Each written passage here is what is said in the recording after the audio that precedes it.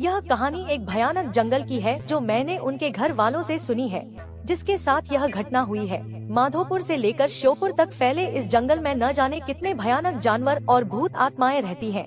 इस बार मैं श्योपुर रक्षाबंधन पर दीदी का यहाँ पर गया था। वहाँ के लोग उस जंगल के बारे में बताते रहते हैं कि इस जंगल में आत्माएं भूत प्रेत रहते हैं।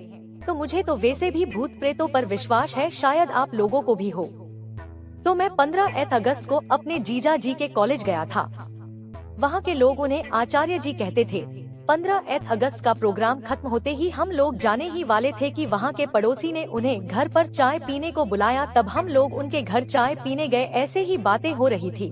तब उन्होंने अपनी आप बीती कहानी बताई कि अभी कुछ दिनों पहले मेरे बेटे राजीव के साथ ऐसी घटना घटी है कि आपको क्या बताएं। राजीव के पिताजी ने बताया कि एक दिन मेरी तबीयत खराब हो गई थी।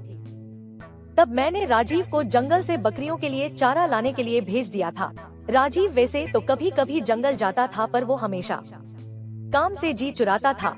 पर आज उसे मजबूरी में जंगल जाना पड़ा। वो रास्ते में चलता गया, उसे कहीं भी पास में चारा नहीं मिला, क्योंकि पास के सारे पेड़ तो पहले से ही बकरियों के लिए काट चुके थे। वो जंगल के और अंदर चला गया। वो घने जंगल में पहुंच गया, जहाँ पर बहुत पास पेड़ खड़े हुए थे। पेड़ इतने घने थे कि आसमान तो नजर ही नहीं आ रहा था। बरसात का टाइम था, अच्छी बरसात हो गई थी, तो पूरा जंगल हरा भरा हुआ था। पत्थरों पर पानी ऐसे बह रहा था जैसे साफ कोई झरना बह रहा हो। पहाड़ों से नीचे की ओर आता हुआ पत्थरों पर साफ पानी बह रहा था। वहाँ पर इतनी शीतलता थी कि उसकी देखते ही थकान दूर हो गई। उसने सोचा कि पहले मैं थोड़ा आराम कर लूँ, फिर मैं पत्तियाँ काट कर घर चला जाऊंगा। थोड़ी देर ही हुई थी उसे सोए हुए। उसने सपना देखा कि वह चारे के चक्कर में बहुत दूर आ गया है और वह रास्ता भूल गया है। उसने सपने में देखा कि उसके सामने कोई खड़ा है। उसकी शक्ल देखते ही उसकी आंखें खुल गई और वह डर गया। अब उसे और ज्यादा डर लगने लगा। अब चारा तो काट रहा था, पर वह सपने की बात याद करके बहुत घबराया हुआ था। उधर सूरज भी ढलने वाला था। उसके हाथ दूर दूर तक किसी की भी आवाज सुनाई नहीं दे रही थी। वह जल्दी जल्दी पत्तियां काट ही रहा था कि उसे आपस में बातें करते हुए एक आवाज सुनाई दी। उसने सोचा कोई आदमी होगा तो मैं उसी के साथ घर चला जाऊंगा। उसने जल्दी से पत्तियां बांधी और वह आवाज आ रही थी उधर की ओर चल दिया पास, पर उसने यह ध्यान नहीं किया कि वो आया किधर से है और किधर जा रहा है। वह उल्टा जंगल में घुसता चला गया। आवाज और साफ सुनाई देने लगी तो वह और आगे बढ़ा। उसने देखा कि दो लोग आपस में बातें कर रहे हैं और उनकी पीठ दिखाई दे रही है। उसने उनके पास जाकर बोला, क्या तुम मुझे घर जाने का कोई छोटा रास्ता बता सकते हो? इतना उसने कहते ही वो दो लोग उसके सामने से ऐसे फुर्र हुए कि वहाँ कोई था भी या नहीं। उनके गायब होते ही उसके पसीने छूट गए और वह बेहोश हो गया। जब उसे होश आया तो वह क्या देखता है कि वो सपने वाला आदमी उसके सामने खड़ा है। बड़ी बड़ी लाल आँखें, दांत बाहर निकले हुए ऊपर से नीचे तक, इतना भयानक कि वह डर गया और पागल सा होकर भागने लगा। उसने देखा कि एक भालू उसकी ओर भागता हुआ आया और उसके ऊपर झपटा। उसे लगा कि अब नहीं बचने वाला। उसके तो होश ही उड़ गए। वह एकदम बैठ गया और वह भालू ऊपर से निकल के नीचे गिरते ही वह आदमी बन गया। उसके गाल पिचके हुए, हाथ टेढ़े और पैर उल्टे, यह लंबी दाढ़ी और दांत होठ कटकर बाहर निकले हुए। राजीव तो बस उसे देख रहा था, पर उसके होश ठिकाने नहीं थे। वह वहीं पर गिर पड़ा। इधर घर वालों को चिंता हो रही थी कि अंधेरा हो गया, राजीव अभी तक क्यों नहीं आया। उसके बड़े भाई ने कहा कि अभी आता ही होगा। सब लोग जब इंतजार करके थक चुके थे, रात के 10 बज चुके थे। अब उसके भाई को लगा शायद कुछ तो गड़बड़ है। कुछ लोगों ने कहा चलो ढूंढते हैं, क्या पता इतने बड़े जंगल में कहाँ क्या हो गया होगा। सब लोग लाठी भाले टार्च लेकर उसे ढूंढने निकल पड़े। उसका भाई अपाहिज था, वह एक पैर से चलता था, इसलिए उसके पिताजी ने कहा बेटा तू यहीं रह अपनी माँ और बहन के पास, हम लोग जाते हैं। कुछ खबर होगी तो हम बताएंगे। पूरी रात जंगल में ढूंढते हुए हो गई, पर उसका कुछ नहीं पता चला। जहाँ तक वो लोग जाते थे वहाँ तक सारा जंगल छान मारा, मगर राजीव का कोई पता नहीं। सब लोगों ने कहा कि अभी घने जंगल में जाना ठीक नहीं है, अभी सुबह होते ही चलेंगे। अभी 4 बजे है, अभी 1 घंटे में सुबह हो जाएगी। सब लोगों ने वहीं बैठकर सुबह का इंतजार करने लगे। थोड़ी देर बाद सुबह हो गई। सब लोगों ने कहा चलो अब चलते हैं। सब लोग चल दिए आवाज लगते हुए राजीव राजीव, पर राजीव बेचारे की भूख प्यास के मारे वो हालत हो गई थी कि वह सुध-बुध खो बैठा था। उसे अब यह नहीं पता कि मैं कहाँ पर हूँ।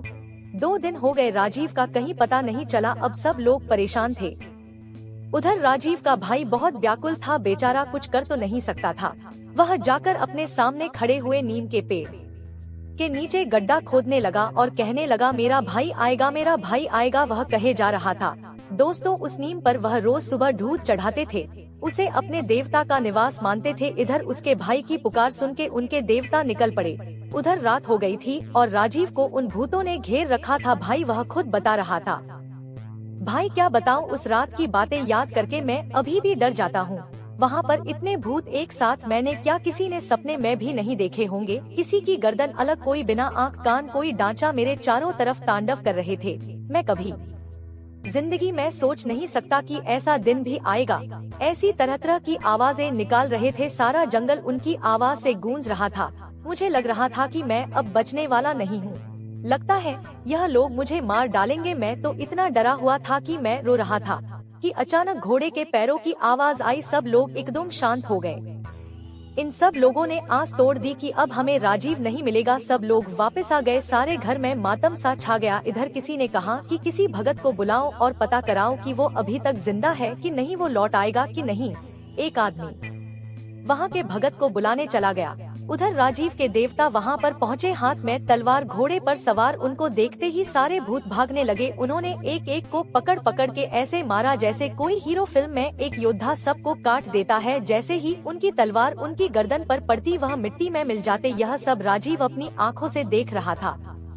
तब उस घुड़सवार ने कहा कि तुम अब चिंता मत करो, मैं आ गया हूँ और सुबह तक कोई तुम्हें लेने आ जाएगा। अब तुम बेफिक्र होकर सो जाओ। उनके आने से मेरा सारा डर खत्म हो गया और मैं आराम से सो गया। इधर भगत जी आए। उन्होंने अपना ध्यान लगाकर देखा और कहा कि तुम्हारा लड़का सही सलामत है और कल आ जाएगा। तुम्हें चिंता करने की कोई जरूरत नहीं है। वहाँ पर तुम्हारे देवता पहले ही वहाँ पहुँच चुके हैं और राजीव का भाई अभी वहीं पर बैठा है और कहे जा रहा है, मेरा भाई आएगा। वह किसी की भी बात नहीं मान रहा है। जो भी उसे वहाँ से उठाने को जाता वो उसे धकेल देता था। सुबह उसकी आँख खुली तो वहाँ पर एक आदमी ने उसे पूछा कि तुम कहाँ से आए हो और कहाँ जाना है, मैं तुम्हें तुम्हारे घर पहुँचा देता हूँ। और वह अपनी साइकिल पर बिठाकर उसे उसके घर छोड़ दिया। घर वालों को देखकर वो ऐसा रोया कि वह बेहोश हो गया। 3 दिन का भूखा प्यासा कमजोर हो गया था। फिर उसे अस्पताल ले गए। वहाँ वो 2-3 दिन बाद ठीक हो गया।